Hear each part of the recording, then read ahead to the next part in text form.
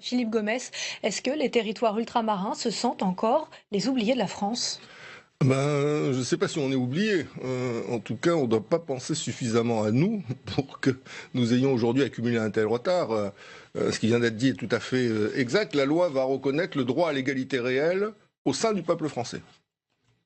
Et dans ce droit à l'égalité réelle, elle reconnaît dans un même temps que la République doit réduire les écarts de développement que connaissent les populations d'outre-mer et que c'est une priorité de la nation. Ça n'est pas un luxe. L'indice du développement humain qui a été évoqué à l'instant classe la France au 20e rang mondial. Et pour la La Martinique, Nouvelle-Calédonie? c'est la 38e.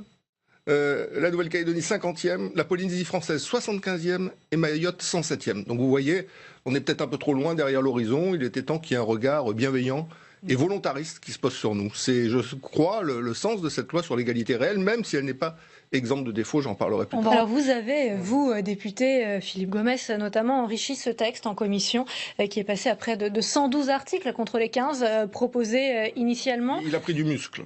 Il a pris du muscle. Et quelles mesures aujourd'hui sont emblématiques pour vous?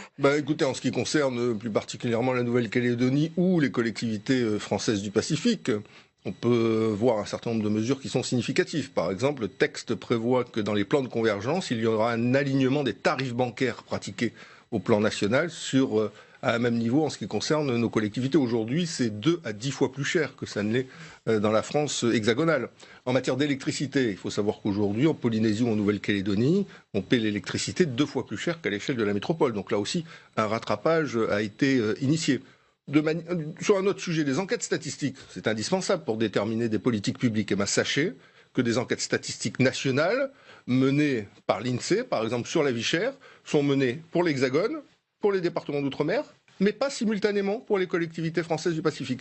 Ou la grande enquête Virage sur les violences faites aux femmes, qui concerne l'ensemble de l'outre-mer, est menée partout depuis 18 mois par l'INED, sauf dans les collectivités françaises du Pacifique. Donc là, on est vraiment tellement loin derrière l'horizon qu'on finit par être totalement oublié. C'est inacceptable et cette loi corrige bien sûr ces oublis qui sont des oublis extrêmement importants. Oui, on peut effectivement faire quelques procès d'intention, peut-être c'est tardif, peut-être il y a des arrière-pensées électorales. Moi, je ne vais pas me lancer dans la politique politicienne. Je dirais simplement, quand on pense à nous, quand on pense à l'outre-mer, quand on essaye de rapprocher les conditions de vie hexagonales aux conditions de vie des ultramarins, c'est une bonne chose, même si c'est tardif. Donc, de toute façon, nous, on prend les efforts qui sont faits et le regard positif, bienveillant qui est jeté sur nous.